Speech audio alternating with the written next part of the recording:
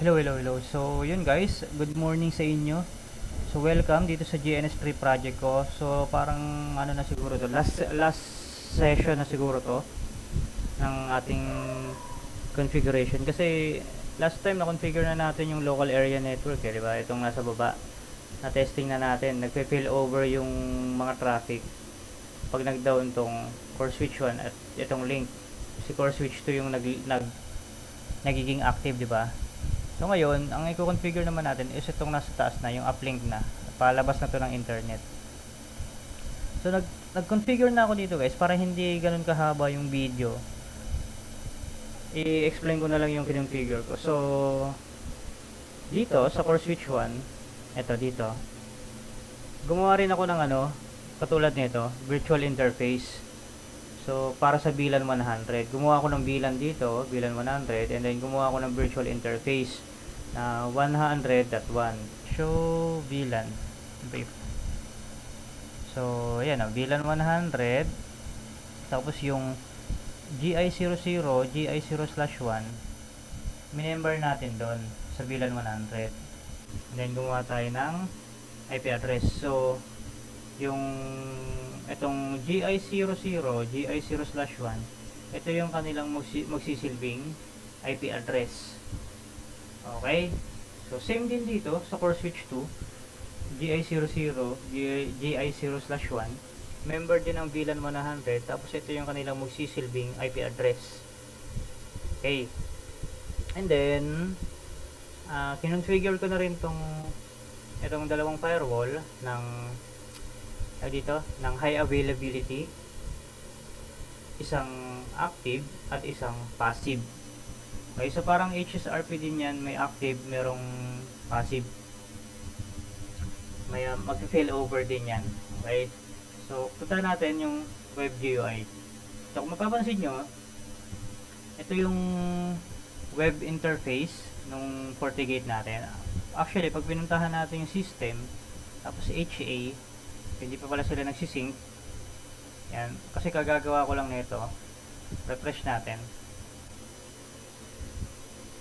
Pero explain ko muna, itong FortiGate na web GUI na to, dalawa na sila nandito. Itong active firewall tsaka itong passive, kasi kinonfigure natin sila ng high availability, mag-a-act sila as one. Kailangan natin to mag-sync. Check natin yung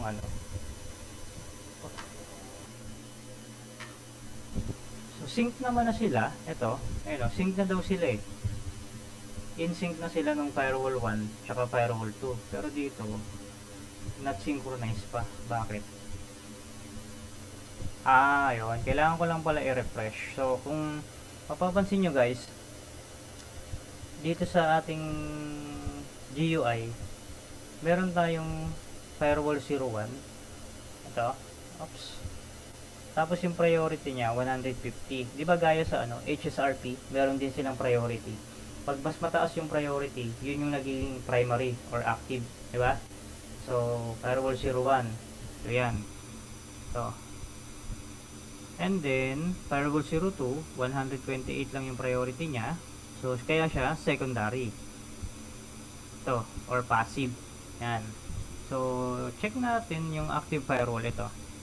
Get system interface. So kung mapapansin nyo, dito sa port 1, ito, port 1 to, ang kanyang IP is 192.168.1.101. Dito naman sa firewall 02, get system interface, mapapansin nyo, sa port 1, 1.101 din, di ba? Same sila ng naging IP address, kasi gumawa na lang nung kinonfigure natin tong HA dito sa FortiGate, gumawa si FortiGate ng shared IP, ito, 1.01. Ayan yung gagamitin ng firewall 01 and firewall 02. Kaya, pag in-access natin tong IP na to, dalawa sila dito makikita natin. Ayan, dalawa sila. Ayan, kasi sync na sila or configured na sila as high availability. Yun, ano pa bang sa firewall, syempre, puntahan natin yung interface. Ang ginawa ko kasi dito sa port 2 at port 3, pinag-combine ko sila para maging isa silang logical interface, tapos nag-configure ako sa kanila ng IP address na 100.3. So, pakita ko sa inyo. So gumawa ako ng redundant interface. Minember ko yung port 2 at port 3. Tapos pinangalanan ko silang LAN. Tapos nilagyan ko sila ng IP address na 100.3.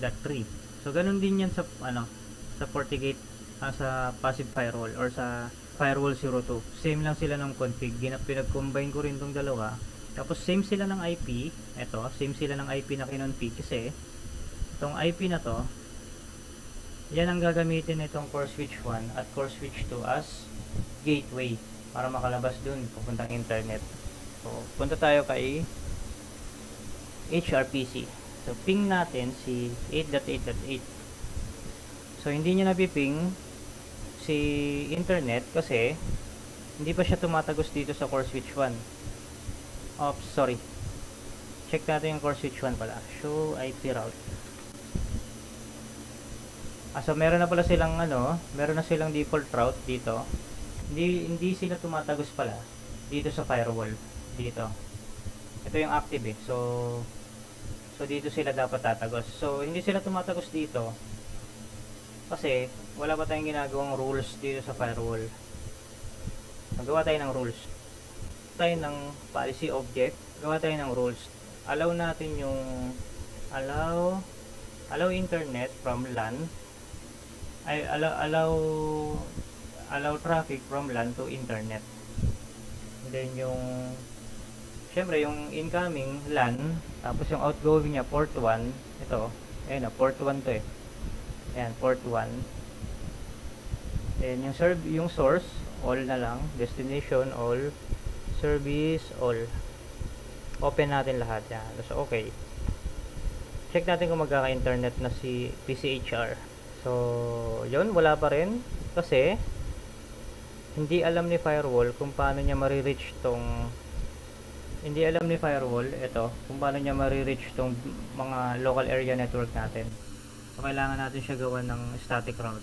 Static route 192.168.1.64/27. Ayan yung HR. Ito yung network ni HR 1.64/27. Ang gateway niya, ano ang gateway niya? 100 dot, hindi itong 1, hindi itong 254. 1.254. Tapos yung interface, syempre yung LAN. So okay lang natin yan. So ngayon, try natin mag-ping kay HR ng internet. So ping 8.8.8. So napiping niya na yung internet. Okay, so ngayon, i-shutdown natin tong link na to. Tapos testing natin yung failover kung anong mangyayari. So, shutdown natin tong link na to, gig 0/1. So, core switch 1, configure terminal, interface, gig 0/0 pala. So, gig 0/0. So, shutdown natin yan. Papatayin natin. So, ngayon, pag namatay yan, ayan, patay na. Punta tayo kay HR. Tapos try natin ulit i-ping si 8.8.8. So ngayon, timeout na. Hindi niya na ma-reach si 8.8.8 kasi down na tong link na to. Pero ito pa rin yung active na gateway niya or router. So dito pa rin dumadaan yung traffic pag ganyan. Pero wala nang link na to. So paano gagawin natin ngayon? Pag nag-down tong link na to, dapat mabawasan yung priority na itong core switch 1. Tapos ito yung core switch 2 ang magiging active. Okay? So ita-track natin tong link na to. Na-track natin yan. Ganito lang yan. So puntahan natin si core switch 1. Interface para sa VLAN 10, standby 10, track 1, decrement 20. Okay, so ibig sabihin yan, pag nag-down tong link na to, babawasan ni core switch 1 yung priority niya by 20. Okay? Exit, and then para sa VLAN 100 din, so interface VLAN 100, standby 100, track 0, 101 na lang. Decrement 20. So, ganun din. Para sa bilan 100 na to, pag nag-down tong link na to, ito yung kanilang, babawasan yung priority ni core switch 1, ito yung magiging active. So, exit. Then, track 1, interface, gig 0/0. Ito. Kulang pala yung command. Line protocol. Okay, exit.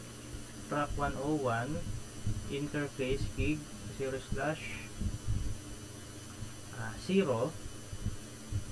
line protocol. Tapos, end. Save natin. So, ngayon, check natin kung ano mangyayari. Puntahan natin si HR. So, ping tayo ulit. So, mapiping niya kasi dito siya dumadaan. Dito. Yan. So, ida-down natin tong link na to. Tingnan natin kung ano mangyayari. Trace tayo ulit. Trace muna. Trace 8.8.8. So, kung mapapansin nyo, yung unang hop, ayun o, 1.66. Ito yan, 1.66. So, dito siya dumaan sa core switch 1. Tapos, i-down natin to. Then, check natin yung mga core switch. So, speaking na, nag-down na. Tingnan natin core switch 2. Para sa bilan 10 at bilan 100, yung core switch 2 na yung active. Ito, core switch 2 na. So, dapat ang traffic mula dito sa HR, papunta dito, tapos dito. Check natin. HR trace. Yun. Kung mapapansin nyo, yung unang hop or yung unang IP address na dinaanan niya is 100 tuloy, 1.67. So, sino yun? Ito yun, 1.67. So, dito dumaan yung HR. Punta rito. Okay? Paano mo nasabing dito dumaan? Kasi itong firewall na to, siya pa rin yung active. Ayun, firewall 01, siya pa rin yung active. Punta tayo ng system, HA.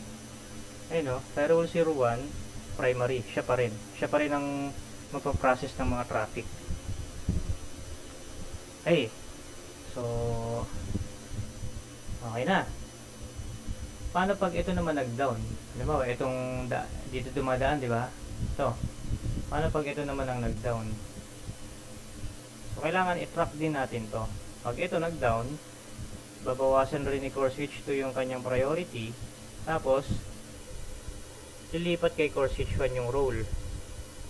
So, mangyari, ang traffic from HR, pupunta dito, tapos dito na, sa passive. Kasi pag nag-down na to, itong link na to, itong active firewall, magiging passive na to. Itong passive na firewall, magiging active. Para tingnan nyo, papakita ko sa inyo. Track muna natin itong link na to. Gig 0/0. So, core switch 2. Null interface, VLAN 10. Standby 10. Track 1. Decrement 20. So, same lang din. Magbabawas ng 20. Okay. Exit. Interface VLAN 100. Standby 100. Track 101. Decrement 20. So, exit. So, track 1. Interface. Track 1. At track 1. Interface. Ito. Gig 0/0. GI 0/0. Line protocol. Exit. Track 101. Interface GI 0/0. Line protocol. End. So, yun na. Try natin. Sa HR tayo ulit. So, dito siya dumaan sa 67. So, down natin to. Tapos makikita nyo sa firewall, yung firewall 01 natin ang primary, di ba? Pero pag ginaw na natin tong ano na to, tong Tag dito, itong link na to, check natin yung app, yung mga ano. So, nagbago na naman. Yung core switch 1 na naman ang naging active para sa VLAN 10 at 100. Yung core switch 2, wait natin, mag-i-standby dapat yan. So, yan na, nag-i-standby na siya para sa VLAN 10 at 100. Ito, standby na siya. Ito na ulit yung active. So, check natin yung firewall. O, nag-log out yung firewall. So, makikita nyo, from firewall 1, naging firewall 2. Diba? Tapos, makikita nyo, yung firewall 02 natin, ito, siya na ang naging primary. Diba kanina? Diba, ang baba ng priority niya, pero primary siya. Kasi, minonitor natin itong port na to, yung LAN. Minonitor natin yan. Pag nag-down yan, automatic magiging active, magiging passive tong active firewall natin. Tapos ito ang magte-take over. Okay, so check natin. Dapat 66 na to dumadaan sa HR. Mapapansin nyo, di ba? 1.66. Dito siya ulit dumaan. Ito, dito. Yan. So, ngayon, another what if ito naman nag-down, ano mangyayari? So ganun ulit, babawasan ulit ni core switch 1 yung kanyang priority, si core switch 2 naman ang magiging active, tapos dito na siya dadaan, dito na dadaan pag ganyan. Okay, so configure natin yung core switch 1.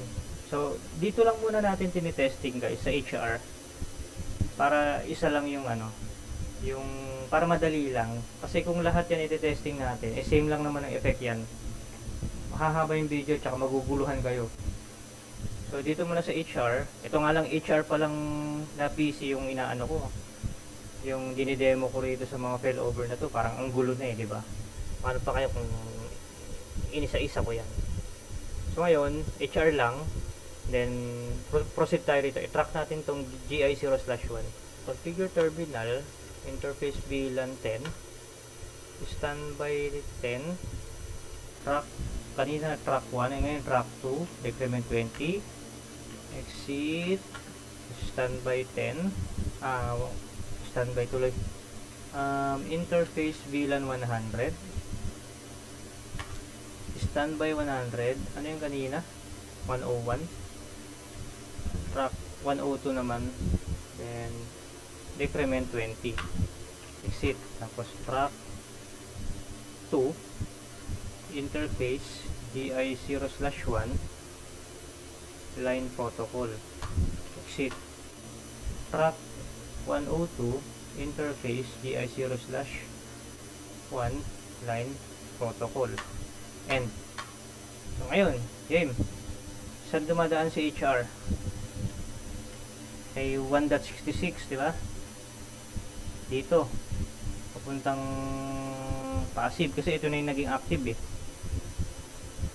okay,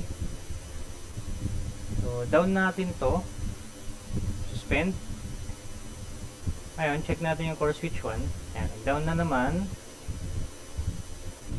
then dapat mag-standby ito, standby yun, nag-standby siya para sa VLAN 10, 100 at VLAN 10. Siya na yung naging standby router. Core switch 1 naman, core switch 2 naman ang naging active. To, naging active. So, ang process ang flow ng traffic ngayon ni HR is mula sa kanya papunta dito, papunta dito. Okay, kasi yan na lang din naman yung last niya last way niya para makapuntang internet Diba? So, check natin si HR. Kita nyo, bumalik siya from 66 naging 67. Ayun 67. Dito yun kay core switch 2. Diba? So, ngayon, ang gagawin naman natin is paano kung check muna natin yung show standby brief. Pause. Show standby brief. Okay, ito tayo sa VLAN 10 kay HR. So ang ngayon, ang priority ngayon ni core switch 2 is 95. Ang priority ngayon ni core switch 1 para kay VLAN 10 is 80. So mas mataas si 95. Kaya core switch 2 ang naging active gateway para sa VLAN 10. So ngayon pagka kunwari ito, naayos na tong link na to. Ito. I-resume natin yan.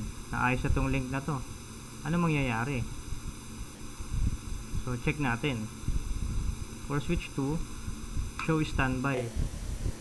Yung core switch 2 para sa VLAN 10, ang priority niya is 95 pa rin. Pero kay core switch 1, naging 100 na. So ngayon, yung traffic ngayon ni HR is dito na mapupunta. Yan. Check natin Kanina siya Kanina 67 siya Ngayon dapat 66. Diba? Naging 66. Paano naman pag ito nag-down? Ay, nag-up. Sige, resume natin. Tingnan natin kung ano mangyayari. Show standby brief tayo. So, para kay core switch 1, para sa VLAN 10 niya, 100 pa rin yung priority niya. So, kay core switch 2, naging 115 na yung kanyang priority. Mas mataas na siya ulit dito kay core switch 1. Ano ulit mangyayari? Yung traffic ni HR, mapupunta ulit kay core switch 2. Dapat kay 67 siya dito. Yun, 67. Diba? Tapos, si firewall natin, kasi diba, bumalik na to. Nag-up na ulit to. Si firewall natin, ayan, nag-log out na ulit. Oops. Wait. Sorry guys, so kahit isa lang ang mag-up dito sa port 2 or port 3, dapat babawiin na ni Active Firewall yung role. So ngayon, si Firewall 01 natin, secondary pa rin. So kailangan may kukonfigure pala tayo dito kay Active Firewall. So 1, 2, 3, 4. So ano nga ba yun? Config system HA. Ano nga ba yun? Override yun. Set override enable. So enable natin yung override kay Active Firewall. So para ang mangyari, halimbawa down to, nag-down to. So si firewall natin, si firewall 01 secondary, di ba? So pag inap natin tong port 3, dapat kukunin na ni firewall, ni Active Firewall yung role. Or ni firewall 01, dapat magiging primary na siya. So try natin ulit. So ayan. So refresh. Ayan na, nag-loading na. Yun, nag-log out na guys. So, nag-take effect na. So, bumalik na ulit si Firewall 01. Firewall 01, primary na ulit. Ha? Uy, primary na ulit. Kanina secondary siya. Tapos ngayon, dito sa core switch 1, ang mangyayari, siyempre, nag-up na to. Check natin yung core switch 2. Show standby. Oops, mali. Brief. So, sa core switch 2, para sa VLAN 10, yung kanyang priority is naging 115. Diba? Kasi, in-up na natin to. So, bumalik na yung binawas sa kanya kanina. Okay, core switch 2, I1, show standby. Ay, dapat brief. Brief. So makita nyo, para sa VLAN 10, 100 lang yung priority niya. Mas mataas pa rin to si core switch 2. So ngayon, dapat si HR kay 67 yan. 67 yung daan niya dito. Pag ganyan. Tapos dito na siya dadaan kasi si firewall 01 ang ating active na ulit. Okay? ngayon, paano pag nag-up naman to? Check natin. So, para sa show standby. So, para sa VLAN 10, ang priority is 120. Dito kay core switch 2, ang priority niya na is 115. So, ang traffic ni HR is babalik na sa dati. From sa kanya, punta rito, then pupunta rito. Okay? So, yun na yun guys. So, kahit anong mag-down dito na link, magkakaroon pa rin sila ng ano, ng tawag dito ng connection. Itong kunwari, itong HRPC, lagi internet siya. Kahit anong mag-down dito, kahit ito mag-down, dadaan pa rin yung traffic niya papunta rito. Okay? So, kung halimbawa, ito mag-down, tapos ito mag-down, yung traffic ni HR, dito yan pupunta, pag ganun.